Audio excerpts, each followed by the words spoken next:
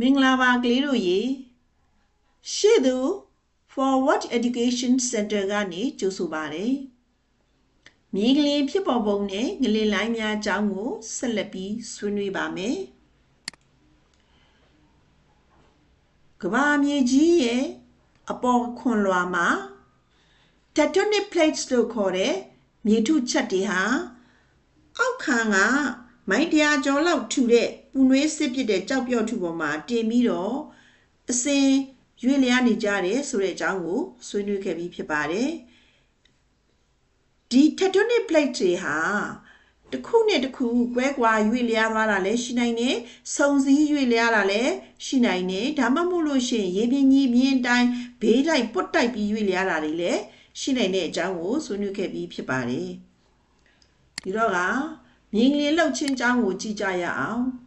အခုပုံမှာကြည့်လိုက်ပါမြေငလင်လှုပ်တဲ့အခါမှာ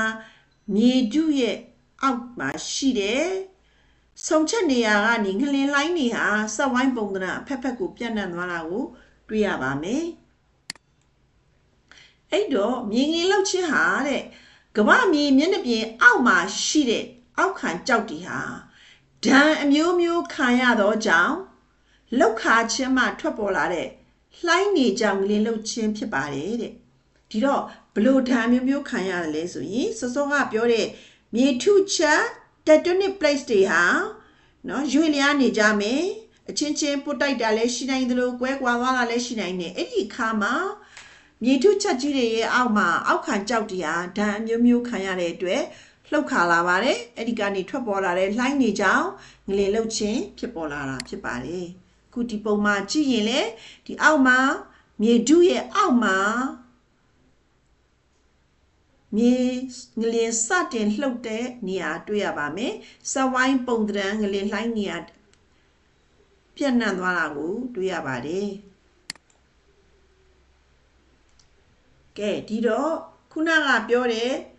မြေထုချက် tectonic plates တွေဟာအဲ့ဒီလိုရွေ့လျားတဲ့အချိန်မှာဓာတ်ကိုမခံနိုင်တော့တဲ့အခါစွမ်းအင်ကြီးမြောက်များစွာစုပြီးလာတဲ့အခါမှာအခုလိုပဲပုံထဲမှာမြင်ရတယ်လို့ပဲရုတ်တရက်ကျိုးပြတ်သွားပါတယ်ဒီတော့အဓိကအားဖြင့်ပြတ်ရွေ့တွေတစ်လျှောက်မှာမြေသားထုတွေကရုတ်တရက်ကျိုးပြတ်ပြီးရွေ့လျားတယ်အဲ့ဒီလိုရွေ့လျားတဲ့ကျိုးပြတ်သွားတဲ့အချိန်မှာငလင်လှုပ်ခြင်းဖြစ်ပေါ်လာပါတယ်ဒီပုံကိုကြည့်ခဲ့ရင်ဒီရဲ့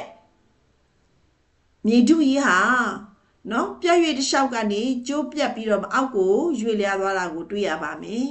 ဒါကြတော့ဒီပုံမှာကြည့်ရင်တော့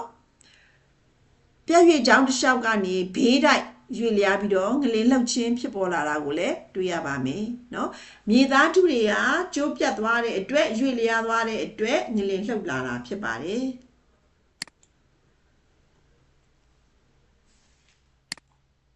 ဝါမြေကြီးရဲ့အတွင်းပိုင်းမှာရှိတဲ့ငလင်စပြီးတော့ဖြစ်ပေါ်တဲ့နေရာဒီမှာငလင်စပြီးဖြစ်ပေါ်တဲ့နေရာစက်ဝိုင်းလေးတစ်ဖြည်းဖြည်းကြီးလာတဲ့စက်ဝိုင်းတွေအများကြီးပေါ့ငလင်လှိုင်းလေးတွေပြန့်လာတာပေါ့နော်ဒီစက်ဝိုင်းလေးတွေကအဲ့လိုငလင်စပြီးဖြစ်ပေါ်တဲ့နေရာကို focus မြေအောက်ငလင်ဗဟိုချက်လို့ခေါ်ပါတယ် focus မြေအောက်ငလင်ဗဟိုချက်ပါတခါဒီမြေအောက်ငလင်ဗဟိုချက်ရဲ့အပေါ်တဲ့တဲ့ကိုတက်သွားပါမယ်မြေပြင်ပေါ်ကိုရောက်ရှိသွားပါပြီအဲ့ဒီတော့အပေါ်တဲ့တဲ့မြေပြင်ပေါ်မှာရှိတဲ့ဒီအမှတ်နေရာကို epicenter မြေပေါ်ငလင်ဗဟိုချက်လို့ခေါ်ပါတယ်မြေအောက်ငလင်ဗဟိုချက်ရဲ့အပေါ်တဲ့တဲ့မြေပြင်ပေါ်မှာရှိတဲ့အမှတ်နေရာကိုမြေပေါ်ငလင်ဗဟိုချက်လို့ခေါ်ပါတယ်ဒီငလင်လှုပ်ခြင်းကြောင့်မြေသားဟာအခုလိုပြတ်ပြီးတော့မှအောက်ကိုရွေ့သွားပါမယ်ဒီလိုရွေ့သွားတဲ့ပြတ်သွားတဲ့မြေသားပြတ်ရွေ့ကိုပြတ်ရွေ့ fault ဆိုခေါ်ပါတယ်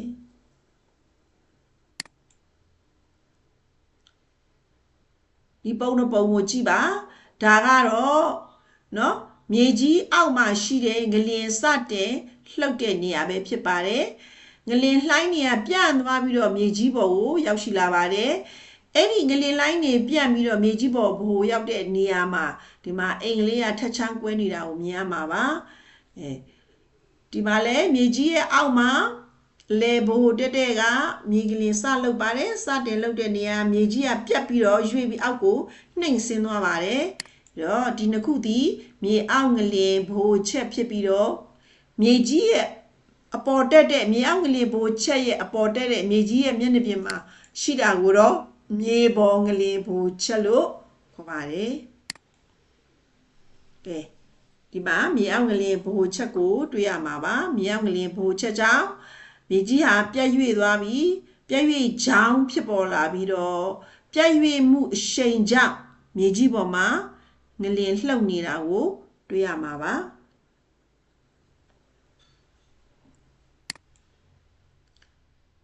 နောက်တစ်ခုကငလျင်လှိုင်းနေအကြောင်းပဲဖြစ်ပါတယ်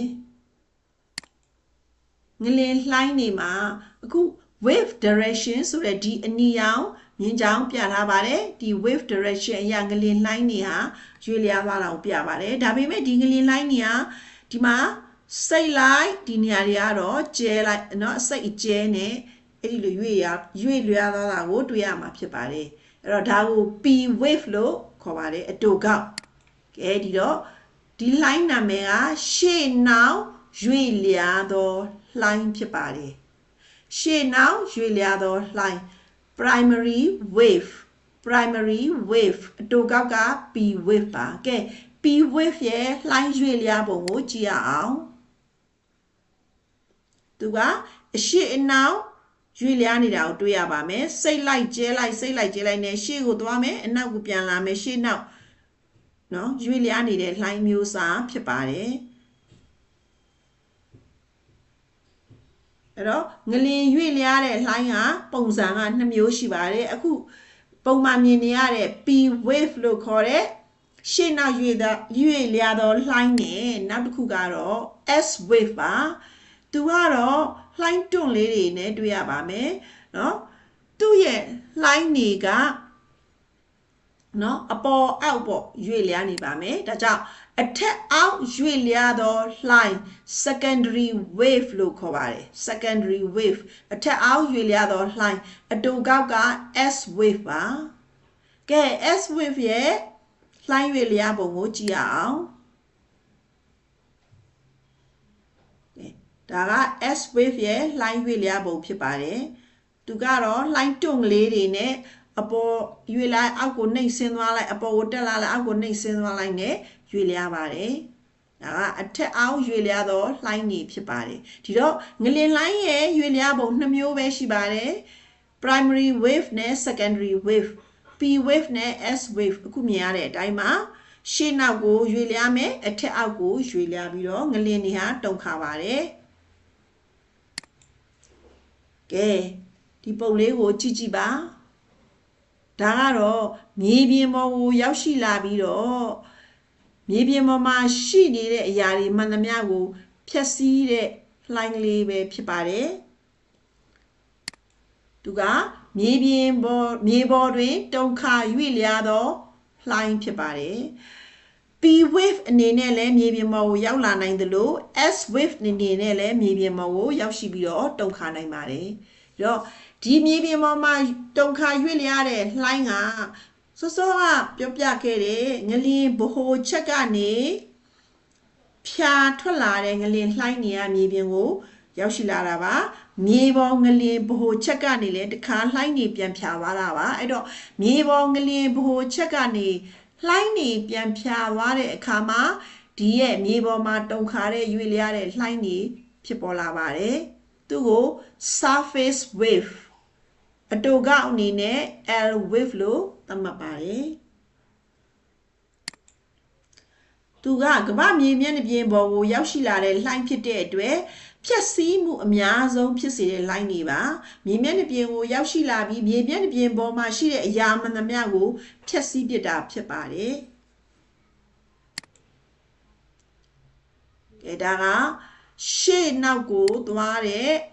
ရှေ့နောက်ရွေ့လျားသောလှိုင်းဖြစ်ပါတယ်ရှေ့ကိုရောက်လိုက်မယ်အနောက်ကိုပြန်သွားမယ်စိတ်လိုက်ကျဲလိုက်ပေါ့ P wave primary wave ဖြစ်ပါတယ်ဒါကအထက်အောက်ကိုရွေ့လျားတဲ့လှိုင်းဖြစ်ပါတယ် S wave ပါ